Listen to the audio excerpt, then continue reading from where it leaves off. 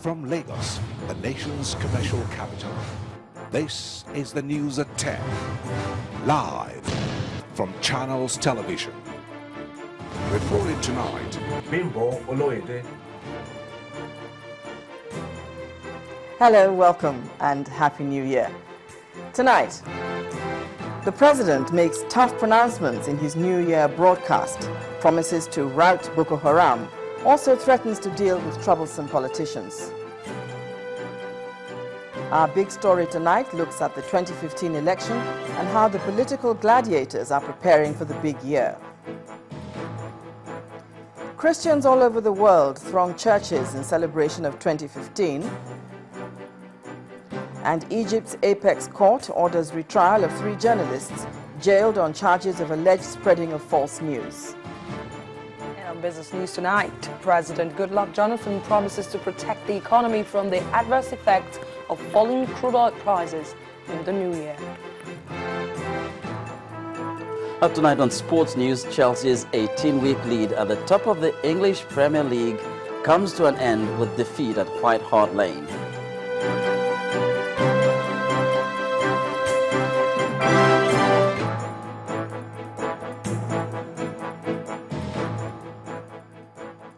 The President this morning talked tough in his New Year message, vowing to rout Boko Haram and deal decisively with people who attempt to foment trouble before and after the elections. He then warned politicians against violence while promising free, fair and credible elections and that every vote will count. On the economy, President Goodluck Jonathan said his government will continue to lay a solid foundation for a robust economy. The broadcast lasted for only 17 minutes. Dear great people of our nation, for most Nigerians who have watched the president's many speeches in the past, this year's broadcast comes out different. Apart from the president making affirmative statements, he left no one in doubt that he is still the commander-in-chief. On this first day of the new year, I want to pay special tribute to the gallant officers, men and women of our armed forces and other security agencies who have been in the forefront of the war against terrorism and violent extremism in our country and sub-region. I also commend all Nigerians who have remained vigilant and cooperative with our security agencies in the fight against the common enemy. We are re-equipping and repositioning our armed forces to enhance their capacity to win the ongoing war against terror and insurgency. Regrettably, terrorists have unleashed much pain and agony on our land. They have made widows of our mothers and sisters and orphans of our children.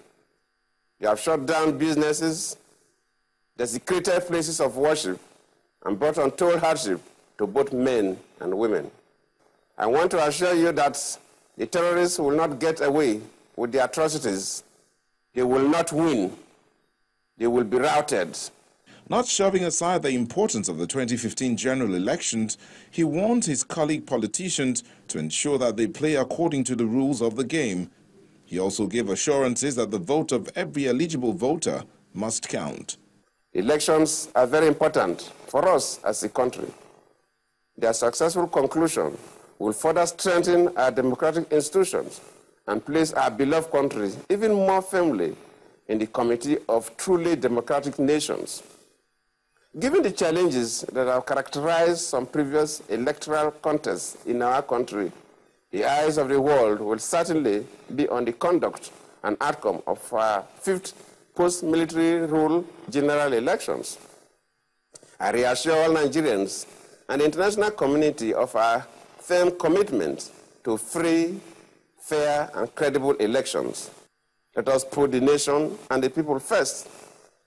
Let us all conduct our electoral campaigns with the highest possible decorum and civility towards political opponents. Let us give INEC the fullest possible support and cooperation it requires to conduct credible and violence-free elections in 2015.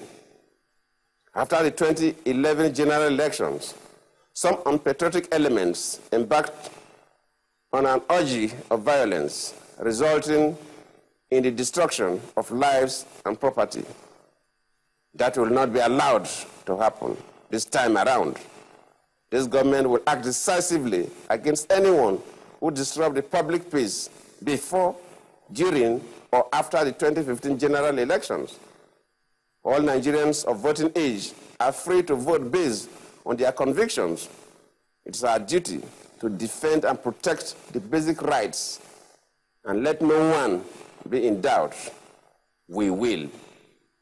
Financing the agricultural sector and creating more jobs for the teeming unemployed youth of Nigeria also took a large chunk of the president's nationwide broadcast. But indeed, doing things differently in the areas of fiscal planning and implementation appears to be a priority to the president, and this, it says, is captured in the 2015 budget. Being very conscious of the inherent perils of our over-reliance on income from crude oil exports for national development, we are focused on accelerating the diversification of our economy.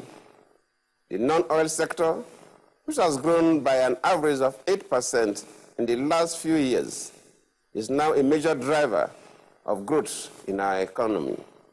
The 2015 national budget, which is now before the National Assembly, is targeted at deepening our effort at becoming a non-oil economy. The budget also includes measures to ensure that the downturn in the price of oil does not affect our development plans and our national economy too adversely. The president did not fail to thank Nigerians for their cooperation and support for his administration, even as he promises to take the country to greater heights. And after his nationwide broadcast, the president joined other Nigerians for the first church service this year at the Dunamis International Gospel Center in Abuja, Nigeria's capital city. State House correspondent Chukwuma Onwekusi reports.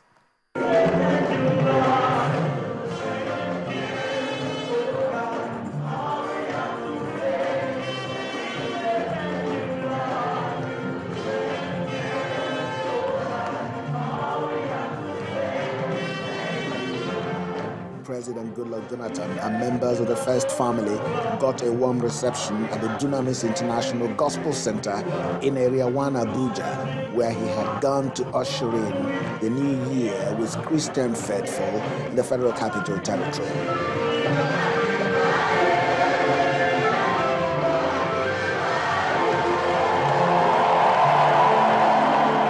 It's all about gratitude to God for bringing them into the new year. Prophetic declarations centered on God's favor for all in 2015 rented the air. You are starting the year right in the presence of God in this great assembly, and I want to announce to you that God shall give you a great year in Jesus' name. The first message of the year by Dr. Paul Enenche was on the importance of vision in the life of an individual and a nation. This is day number 1, 2015. How should it end? What occurs to you? What promises are you going to hold on to? What has God said to you? What do you want God to do in your life? You must see it clearly so that you can end there clearly. Somebody say amen.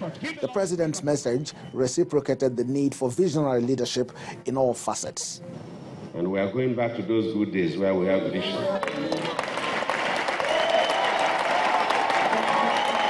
After security, the next thing Nigerians got worried about is the issue of corruption. That all of us were setting up different things to make sure that we curb these excesses. It's about setting up, strengthening institutions and coming up with concrete plans to make sure that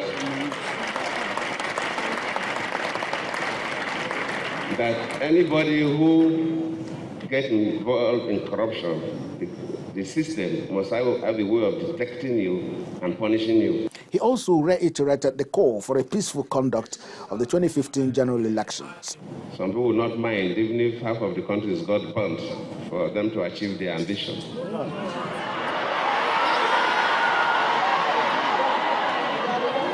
But I always say, that we must have a country first. You must have a people first.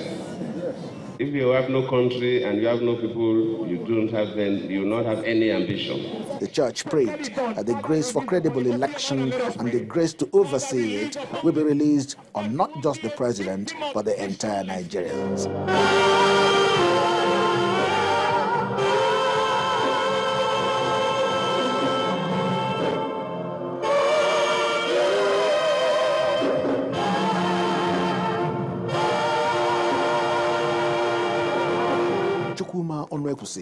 Channels Television News. In part 2, after the break, UK residents usher in the new year with excitement. That's in a moment. Do stay with us.